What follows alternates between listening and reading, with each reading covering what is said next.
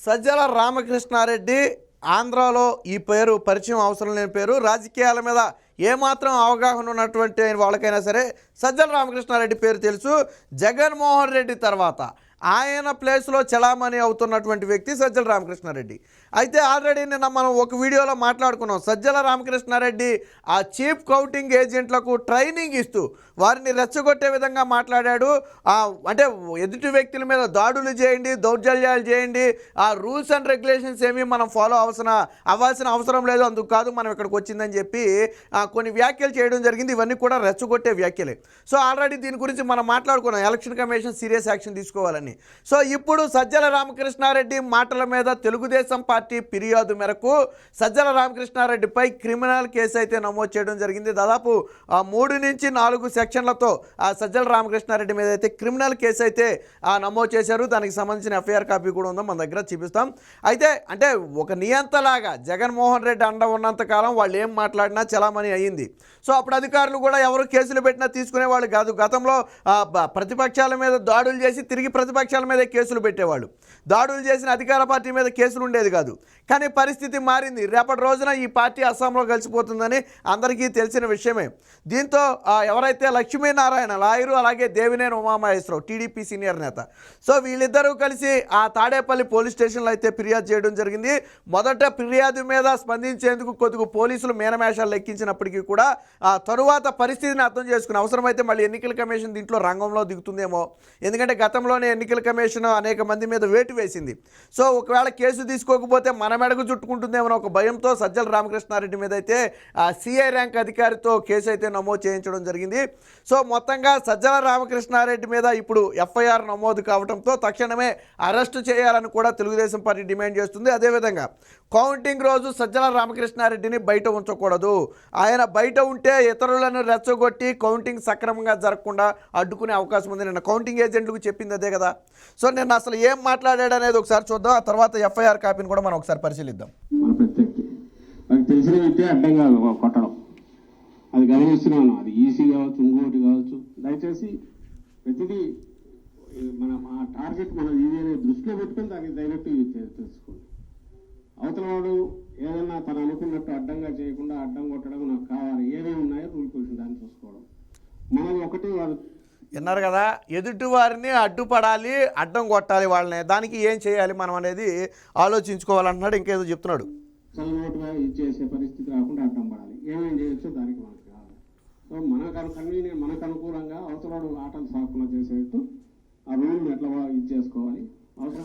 మనకు అనుకూలంగా ఎదుటి వ్యక్తి ఆటలు సాగకుండా మనం ఏం చేయాలో అది చేయాలని చెప్పి చెప్తున్నాడు. ఇంకా ఏం చెప్తాడేనండి. ఎంతవరకు ఫైట్ చేయాలి అనేది మనం కంఫర్టబుల్గా బ్రహ్మాండంగా వస్తుంది, దాంట్లో డౌట్ లేదు. అయితే వాళ్ళ ఆటలు సాగనివ్వకుండా ఎట్లా చేయాలని మనం చేసేది మన టార్గెట్. అది మళ్ళీ అధికారంలోకి వస్తున్నాం, బ్రహ్మాండంగా వస్తున్నాం. 9 ప్రమాణ స్వీకారం ఉంటుంది, ఇందులో ఎలాంటి డౌట్ లేదు. అయితే దానికి ఏదో మనం వాళ్ళ ఆటలు సాగరించి వాళ్ళు పెట్టే సైకలాజికల్ వాటన్నిటి మనం ఏదో మెమరీ తీయకుండా ముందు ప్రియంటివ్ వాళ్ళను ఒక్క ఆట కూడా సాగనివ్వకుండా ఏం చేయాలనే ఉద్దేశంతో. సో ఇది దీనికి ముందు కూడా ఇంకొక మొక్క ఉంటుంది, మన వీడియోలో మిస్ అయినట్టుంది. ఆ రూల్స్ అండ్ రెగ్యులేషన్స్ అంటూ ఫాలో అయ్యేవాళ్ళు మనకు అవసరం లేదు, రూల్స్ రెగ్యులేషన్స్ మనకి సంబంధం లేదు, అందుకోసం కాదు మనం ఇక్కడ కూర్చున్నదని చెప్పి ఆల్రెడీ నిన్న మాట్లాడాడు. నిన్న వీడియోలో మనం ఆల్రెడీ ప్లే చేసి చూపించి ఆ వీడియో కూడా ఉంటుంది, ఒకసారి కావాలంటే ఛానల్లో చూసుకోవచ్చు మీరు. సో ఈ విధంగా మాట్లాడే విధంగా ఇప్పుడు ఒక పార్టీకి దాదాపు జగన్మోహన్ రెడ్డి తర్వాత అంతటి వ్యక్తిగా చెప్పుకునే సజ్జల రామకృష్ణారెడ్డి మీరు మొహమాట పడవద్దు, దాడులు చేయండి, దౌర్జన్యాలు చేయండి, కౌంటింగ్ సక్రమంగా సాగనివ్వద్దు, ఎదుటి వాళ్ళు ఆటలు సాగనివ్వద్దు, ఎలక్షన్ కమిషన్ ఆటలు సాగనివ్వద్దు అని స్వయంగా అంతటి వ్యక్తే చెప్తే కౌంటింగ్ ఏజెంట్ ఖచ్చితంగా రెచ్చిపోతారు. ఎందుకంటే మా వెనకమాల ఆయన ఉన్నాళ్ళే చూసుకుంటాడులే అని చెప్పి ఒక ధైర్యంతో ఏం చేస్తారంటే కౌంటింగ్ సక్రమంగా జరగకుండా అడ్డుకునే ప్రయత్నం చేస్తారు, వివాదాలు సృష్టించే ప్రయత్నం చేస్తారు. అది చినికి గాలివానగా మారుతుంది. ఇప్పటికే శాంతి భద్రత సమస్య ఆల్రెడీ మాచర్ల లాంటి ప్రాంతంలో ఉందో మనం చూసాం. సో కాబట్టి ఇప్పుడు సజ్జల రామకృష్ణారెడ్డిని కన్నా అదుపు చేయకపోతే, ఆయన వ్యాఖ్యల మీద కన్నా కేసు నమోదు చేయకపోతే ఖచ్చితంగా రేపొద్దున ఎలక్షన్ కమిషన్ కూడా ఆయన చెప్పిన మాటల్ని ఫ్రీ హ్యాండ్ ఇచ్చినట్టే అవుద్ది.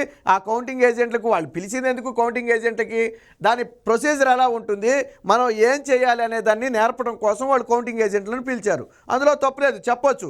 అక్కడ బాక్స్ మీద సీల్ ఉంటుంది, గతంలో టాలీ అయిన ఓట్లు మన స్లిప్ మీద ఉన్న ఓట్లు కరెక్టేనా కాదా అనేది చూసుకోవాలి, ఆ సైన్లు ఉన్నాయో లేదో చూసుకోవాలి, సీల్లన్నీ మన ముందే తీసారో లేదో చూసుకోవాలి.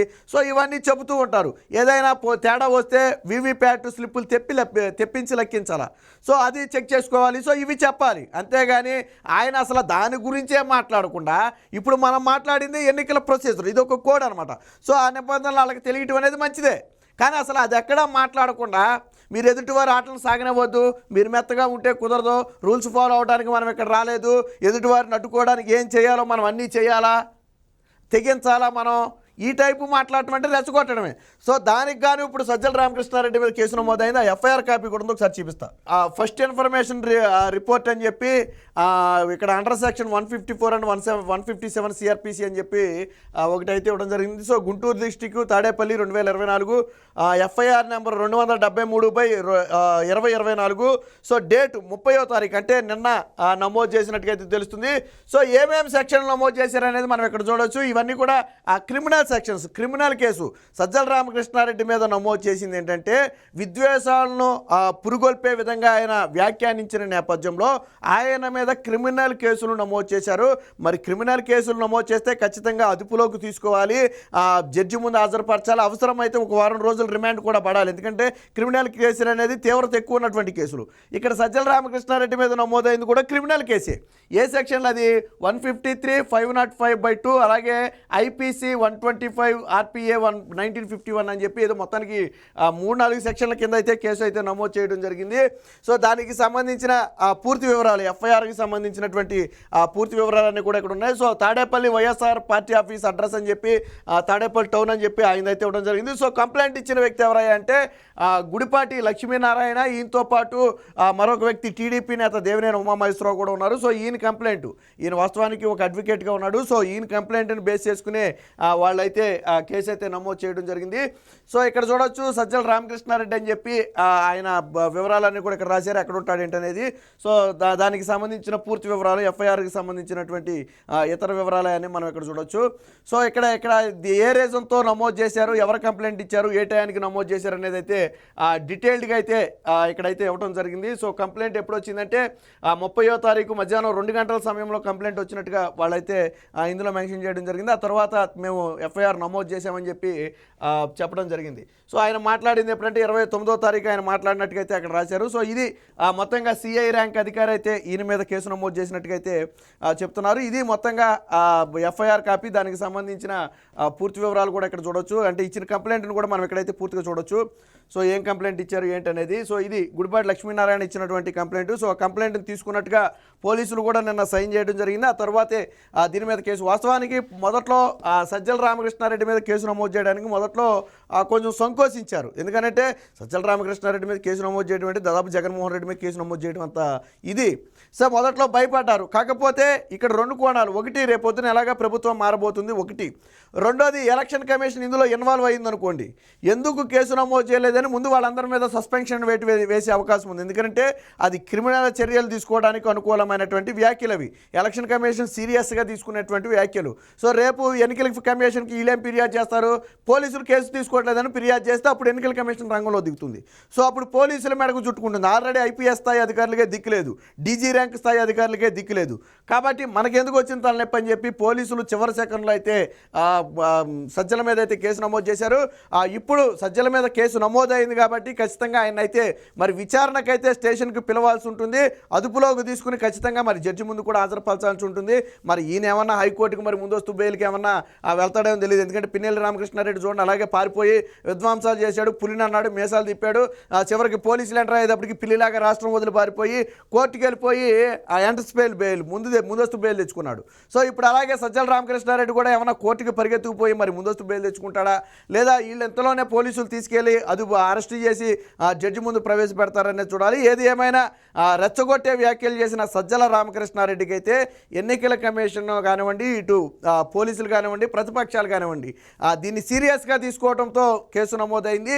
ఇక ఇలాంటి వ్యాఖ్యలు ఎవరు చేసినా ఖచ్చితంగా దానికి బాధ్యులే.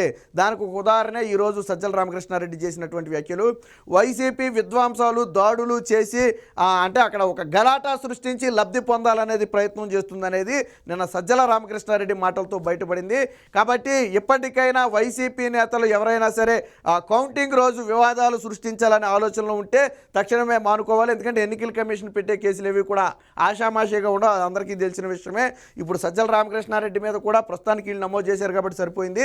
ఏది ఏమైనప్పటికీ సజ్జల రామకృష్ణారెడ్డి మీద కేసు నమోదు చేయడంతో ఇప్పుడు వైసీపీలో ఒక రకంగా టెన్షన్. అంతేకాదు ఈయన కౌంటింగ్ రోజు ఖచ్చితంగా గృహ నిర్బంధం చేసి ఉంచాలి, లేదంటే ఇలాంటి వ్యాఖ్యలతో రెచ్చగొట్టే వ్యాఖ్యలతో కౌంటింగ్ సక్రమంగా జరగకుండా అడ్డుకునే అవకాశం కూడా ఉందని చెప్పి టీడీపీ నేతలు అయితే డిమాండ్ చేస్తున్నారు. మరి పోలీసులు అరెస్టు చేసి మరి జడ్జి ముందు ప్రవేశపెడతారా లేదా సజ్జల రామకృష్ణారెడ్డి వెళ్ళి ముందస్తు బెయిల్ తెచ్చుకుంటాడనేది వేచి చూడాలి.